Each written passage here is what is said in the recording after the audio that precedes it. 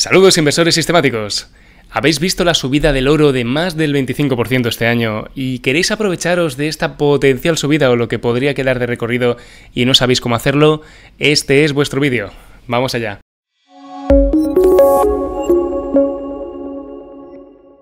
En el vídeo de hoy vamos a hablar de qué beneficios tiene invertir en oro a largo plazo. También los riesgos, lógicamente. ¿Cuál es la diferencia entre invertir en oro y en mineras de oro? Porque os daréis cuenta de que no es exactamente el mismo bicho. ¿Y en qué empresas mineras de oro invertir exactamente? ¿Dónde podríamos empezar a hacer esa búsqueda de compañías que cotizan en bolsa que están expuestas al mercado del oro? Finalmente acabaremos con dos ejemplos de tesis de inversión que ahora podrían ser buenas oportunidades a tener en cuenta. Invertir en oro nos podría interesar por motivos de diversificación y descorrelación dentro de los activos que tenemos en el portfolio, por mantener el poder adquisitivo, porque históricamente se ha comportado verdaderamente bien a largo plazo, en términos reales, o como activo refugio, ya que muchos ven el oro como ese activo para un escenario Mad Max, donde nadie confía en nadie, los estados no confían entre sí, y la única moneda de cambio que queda es el oro, como ha ocurrido históricamente durante más de los últimos 5.000 años. Y es que el oro no lo está haciendo nada mal este año en comparación con el S&P 500, donde uno ha tenido una rentabilidad del 12%, el oro ya ha conseguido una rentabilidad, como veis en pantalla, del 21%, y ya prácticamente a fecha de publicación de este vídeo seguro que será mucho más. Y es que la jugada del oro a nivel de correlación tiene mucho sentido, porque muchos de los inversores que entran a invertir en oro no buscan altas rentabilidades necesariamente, sino un ingrediente más que poner dentro del cocido este que llamamos los asesores financieros diversificación de portfolio, para que en escenarios de mercado donde las acciones y los bonos lo pueden hacer mal, tengamos un tercer activo que tenga un potencial retorno interesante a la par que esté descorrelacionado del riesgo sistémico de mercado, que podrían tener, por ejemplo, las acciones. Entonces, como hoy vamos a hablar mucho de correlación, dejadme explicaros que principalmente la correlación es un numerito que si pone 0, quiere decir que dos variables entre sí, dos activos entre sí, son independientes. Que cuando uno sube, no podemos decir con certidumbre qué va a hacer el otro. A su vez, si la correlación es cercana a 1, estamos hablando de dos activos donde cuando uno sube, el otro tiene bastantes probabilidades de subir con él, o al menos históricamente así lo ha hecho. Y viceversa, cuando vemos un número negativo quiere decir que tienen comportamientos antagónicos. Cuando uno sube, el otro baja y también lo contrario. Y esto justo lo podemos ver en la pantalla, ¿no? Con esa correlación entre el oro y la bolsa, históricamente se dice de ese cero de correlación donde el oro va por su camino y la bolsa hace lo suyo, pero vemos correlación positiva, por ejemplo, entre el oro y los bonos. Muy ligeramente, pero es que ambos están compitiendo por ser ese activo que cuando vienen mal dadas la gente se avalancha a comprar para intentar mantener su poder adquisitivo en medio de una recesión o de un momento de gran incertidumbre. Y como ya veremos, os hago un pequeño spoiler más adelante, el oro justamente se comporta mejor cuando estamos en un escenario donde ni siquiera la deuda soberana de Estados Unidos tiene un buen comportamiento. Porque el oro como activo refugio históricamente, como podéis ver aquí, la relación o la correlación entre esa deuda soberana a 10 años del gobierno de Estados Unidos, que se suele considerar el activo libre de riesgo, y el oro, ha sido una correlación que a ratos ha sido positiva y a ratos ha sido negativa en función del momento, pero que poco a poco ha ido cobrando una relación más estrecha. Y en la crisis del año 2008, por ejemplo, la correlación fue muy directa, donde os voy a mostrar en el siguiente gráfico, donde el oro bate a las acciones y a los bonos en los quarters que os he indicado. Esta gráfica la he desarrollado rápidamente con Python, a lo mejor visualmente cuesta reconocerlo, pero he seleccionado aquellos momentos donde el oro tiene un mejor comportamiento que las acciones y que los bonos, para que veáis más o menos así visualmente de qué momentos estamos hablando. Y un momento también muy interesante es cuando el oro hace lo opuesto a las acciones y a los bonos. Quarters que buscan demostrar esa correlación que en el mercado, a la hora de diversificar, se nos vende de ese oro como un activo interesante con el que complementar nuestro portfolio. Como veis, no es la norma necesariamente y vemos quarters puntuales en momentos realmente críticos. Eso sí que es cierto, donde el oro tiene un comportamiento diferente a las acciones y a los bonos. Y es por ello que lo incluimos dentro de los portfolios, para buscar más descorrelación y una mayor seguridad o menor riesgo pero sin perder la parte positiva que es el retorno potencial de nuestras inversiones. Y mirando simplemente los datos desde el año 2000 hasta hoy, con una matriz muy simplona de correlaciones, podemos ver cómo en los últimos 20 años las acciones en relación al oro han tenido un comportamiento de correlación positivo, pero realmente bajo, podríamos decir. Lo que sí que ha pasado ha sido que el oro y los bonos han tenido una correlación mucho más fuerte. Por lo que os comentaba antes, la gente cuando viene el pánico se abrazan de igual modo, de momento, al bono libre de riesgo a 10 años del Tesoro americano que, por ejemplo, al lingote de oro.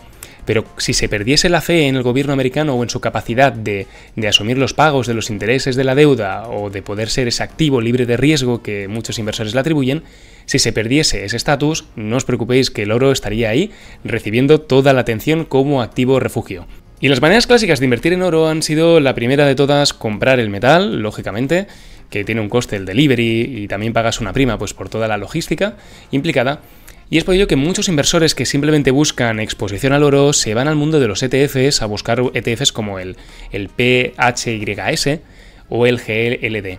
Hay que tener en cuenta de que estos ETFs, algunos tienen oro por detrás y otros no tienen reservas de oro y simplemente es lo que conocemos como paper gold, ¿no? Como oro papel, que sería el caso de GLD, que si bien tiene algo de reservas, no tiene la garantía explícita de que tiene el mismo número de reservas que oro papel se está negociando en los mercados. Por lo que respecta al PHYS, sí que hay unas reservas de oro, lo podéis ver en los folletos de los ETFs, pero lo que os tengo que decir es que lógicamente esto viene con un coste extra, que son más comisiones de gestión, que si no me equivoco están en torno al 0,5-0,6% anual. Otra manera de coger exposición al oro es a través de futuros y contratos de derivados, pero esta es una manera no tan apta para el inversor particular. Y muchos inversores que buscan entrar dentro del reino del oro para buscar esa descorrelación, ese activo refugio y todo lo que hemos comentado, pasa por comprar mineras de oro. Porque las mineras de oro, al trabajar con la propia commodity, están expuestas directamente a lo que haga el mercado, pero tienen una particular diferencia que vamos a ver, que es que, como también tienen el componente de que son empresas, están expuestas al riesgo de subida de tipos y a las condiciones sistémicas de mercado. Con lo cual no estamos comprando una especie de oro con esteroides. Y las maneras con las que los inversores habitualmente han invertido en acciones mineras, la más cómoda de todas es a través de ETFs, donde los más famosos son el GDX y el GDXJ. Las mineras seniors, que sería el primero, y las mineras juniors. ETFs de la casa Sprott, del famoso inversor en materias primas Eric Sprott. Otra manera de hacerlo es directamente ir al mercado y comprar esas acciones que ahora mismo podrían presentar una buena tesis de inversión a la vez que trabajan con el oro, con lo cual a apreciaciones del oro estaremos totalmente expuestos. Tesis como por ejemplo Barrick Gold, en la cual Warren Buffett invirtió tímidamente en el año 2020, o la famosa Río Tinto. Y otra manera más comodona es hacerlo a través de fondos de inversión temáticos especializados en oro, como podría ser Crescat Capital, que tienen un canal de YouTube muy interesante que os recomiendo. Y claro, ¿cuál es la diferencia entre invertir en oro y en mineras de oro? Pues veréis, muchos de vosotros seguro que estáis viendo esta subida del oro de los últimos meses y pensáis que una manera de poder coger ese tren que ya ha pasado es ir a las empresas que trabajan con el oro, porque claro, como van a publicar resultados dentro de poco, puede ser que estos resultados sorprendan al alza y no esté incorporado esa subida del oro a los precios, buscando esa potencial ineficiencia que haría que se cerrase el gap. Y tiene sentido pensar en que puede ocurrir esto, porque al final las mineras, al trabajar con el oro, si subes el precio del oro, esto va directamente a los márgenes operativos y puede ser verdaderamente lucrativo si los costes del negocio no te aumentan y solo tienes la subida del oro. Pero lamentablemente muchas veces en el mercado lo que ocurre es que las condiciones de mercado donde se produce una subida del oro no vienen solo aisladas con ese precio del oro subiendo, sino que responden a situaciones de recesión económica, de riesgos macroeconómicos y aspectos que no hacen que esto sea tan directo como entran más ingresos y se van directamente al margen, ¿no? Y es por ello que si alejamos la lupa, esta tesis de apostar por mineras de oro con el ETF GDX para que acaben convergiendo con el propio metal, no es una tesis que haya sido lucrativa históricamente. Y claro, ¿por qué se comporta diferente el metal que las mineras de oro y plata? Pues veréis, En primer lugar, son diferentes tipos de activos, pero están correlacionados, lógicamente. Ambos, uno es el oro en sí y el otro trabaja con el oro. Algo de correlación tiene que haber. El lingote tiene un valor social determinado por la oferta y la demanda del metal, mientras que las acciones tienen un valor que podemos definir intrínseco, conforme a su flujo de caja futuro esperado, descontando a presente por el riesgo inherente percibido por el mercado.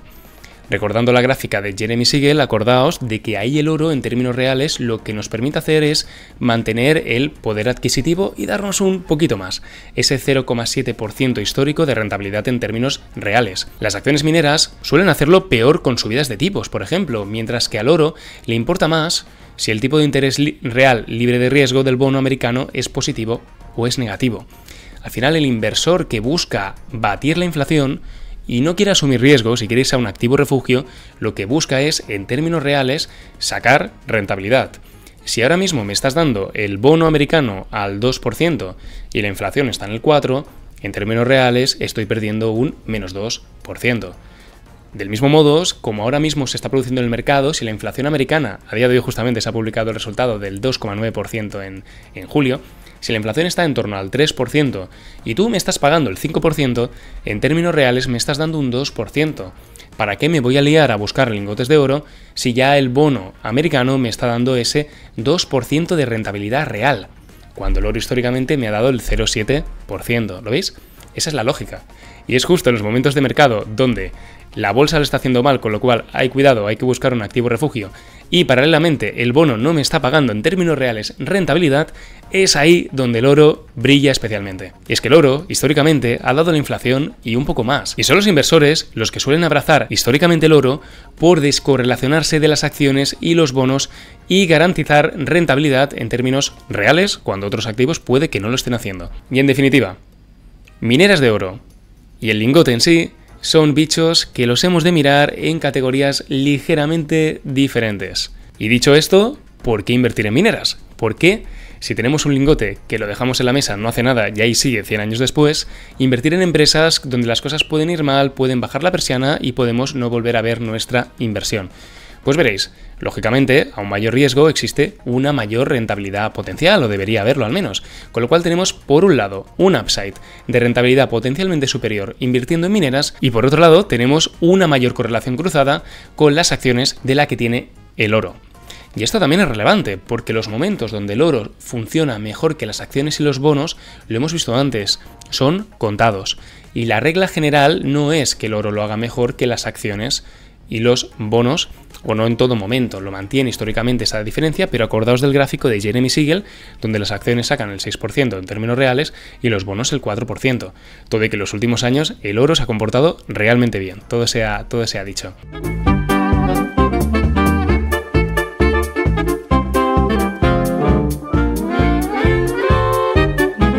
Y la pregunta del millón, ¿en qué empresas de oro invertir exactamente si lo que busco es justamente que en esos tiempos donde las acciones lo hacen bien, yo tenga acciones de cosas que invierten en oro o que trabajan con la commodity, con lo cual estoy expuesto, pero a la vez tengo lo mejor de tener acciones, que es ese 6% objetivo, pero a la par también estoy expuesto al sector del oro, con lo cual blindo mi portfolio de esos posibles escenarios donde los bonos y las acciones no funcionan tan bien.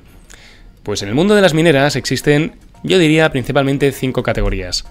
Las mineras exploradoras, que esto es lo que muy cómicamente se dice que es un mentiroso con un agujero, que son estas empresas que consiguen un terreno, hacen unas prospecciones, unos drills, donde estiman la densidad del mineral y luego buscan financiación para ponerse a producir la mina y conseguir esas onzas de oro y plata. Después existen los proyectos de desarrolladoras, que son las empresas junior, las que ya están empezando con esa actividad productiva, pero tienen una mina, 2 minas y no tienen un tamaño importante, con lo cual poca diversificación, mucho más riesgo. Siguiendo con esto tenemos las mineras productoras, que ya aquí estamos hablando de las Barrick Gold, los Newmont Mining Corporations y estas grandes corporaciones que ya tienen pues decenas y centenares de minas por todo el mundo, eliminando riesgos geopolíticos y riesgos también individuales de cada una de las minas. Finalmente, podríamos hablar también de empresas de comercialización o de servicios mineros, como las empresas de royalties, las cuales son las que se encargan de financiar lo infinanciable y prestar dinero a las mineras que están empezando a cambio de contratos donde a futuro les garantizan o bien un porcentaje de las onzas que extraen o bien un precio pactado por adelantado, lógicamente más generoso que el precio actual de mercado. Y en sí, la evolución de una mina la podemos ver a través de la curva de la sonde que podéis ver aquí en pantalla, donde principalmente una mina, desde que hace esas perforaciones, esos drills y se descubre que hay una densidad suficiente de mineral, a partir de ahí el mercado se va volviendo eufórico y apasionado hasta que la minera consigue por fin las licencias para poder iniciar la mina. Y es en ese momento donde hay un desierto y el mundo financiero se tranquiliza para que el mundo real desarrolle el proyecto minero, que no es para poco. Y justamente cuando ese proyecto minero empieza otra vez a generar ingresos, revenue para la compañía, es cuando la bolsa se vuelve otra vez a poner eufórica al comprobarse que las onzas de oro que el mentiroso con el agujero nos había dicho inicialmente, al final se acaban confirmando a futuro.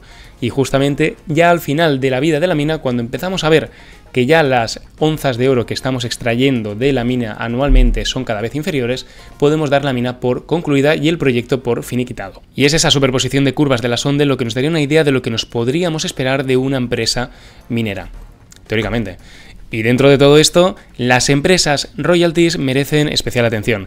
Y es que son la joya de la corona de esta industria, ya que al limitarse a financiar a los proyectos mineros, ganan en menor riesgo operativo, diversificación del riesgo, estabilidad, bajos costes operativos y menor sensibilidad a los tipos de interés. Vamos, en definitiva, son lo mejor de invertir en mineras quitando lo peor de invertir en mineras. Porque las empresas de royalties se benefician de las subidas en los precios de los metales, ya que sus ingresos están vinculados a la producción de los recursos.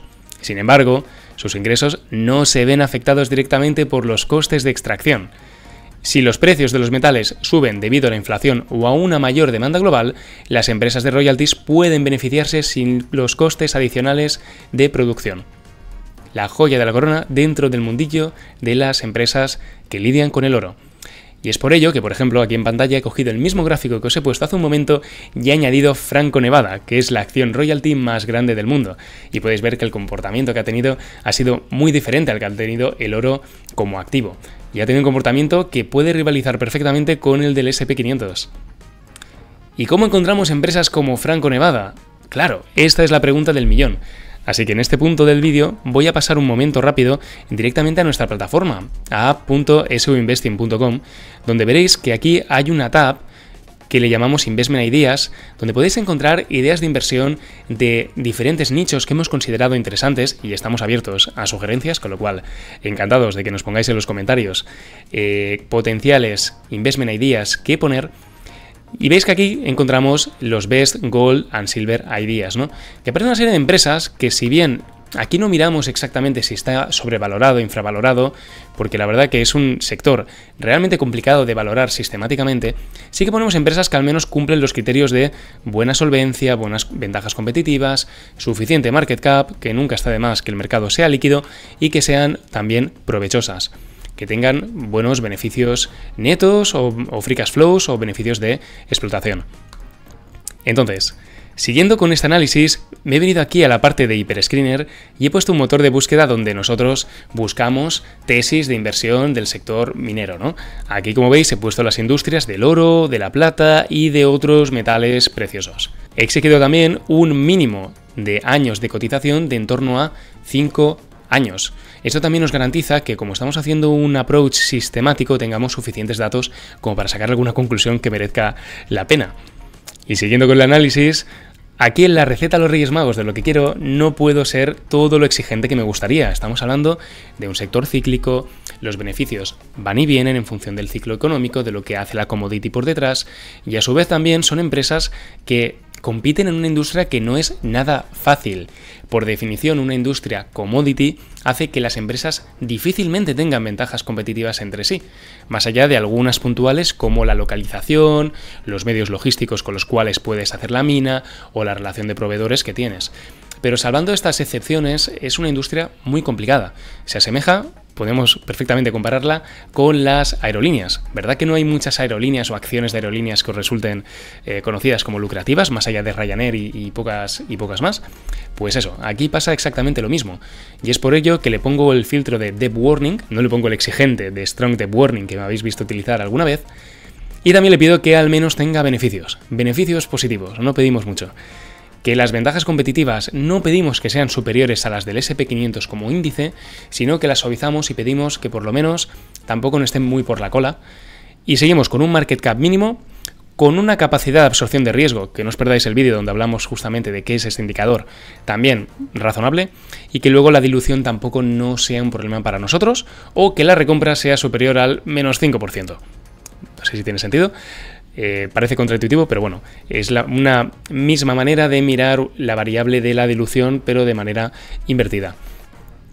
Y entonces, aquí clicando en Run, podéis ver cómo nos aparecen 17 compañías dentro del sector minero que merecen la pena. Y es justo como quiero acabar hoy, seleccionando 2 empresas que no en el Systematic Value Investing US Markets han entrado, pero sí en las otras pruebas de laboratorio que nosotros tenemos, donde buscamos crear ETFs que puedan superar a los ETFs indexados tradicionales, ¿no? Como por ejemplo las tesis de inversión que voy a seleccionar ahora, que han sido Royal Gold y Lundin Gold. En concreto, si no me equivoco, Royal Gold ha entrado, como es una cotizada del Nasdaq, en el Systematic Value Investing Nasdaq, que es una prueba de laboratorio que todavía no es ni un fondo de inversión y de la cual ya os hablaremos cuando vayamos haciendo más track record. Y la otra tesis de inversión que también ha entrado ha sido Lundin Gold, la cual entró a la cosa de unos 2 meses en el Systematic Value Investing Mercados Globales. Con lo cual, entrad en la plataforma en app.sminvesting.com, investigadlas, ved exactamente qué ventajas competitivas, qué capacidad de absorción de riesgo hemos visto en estas tesis de inversión. Y sin más, nos vemos en el siguiente vídeo. Hasta la próxima. Chao.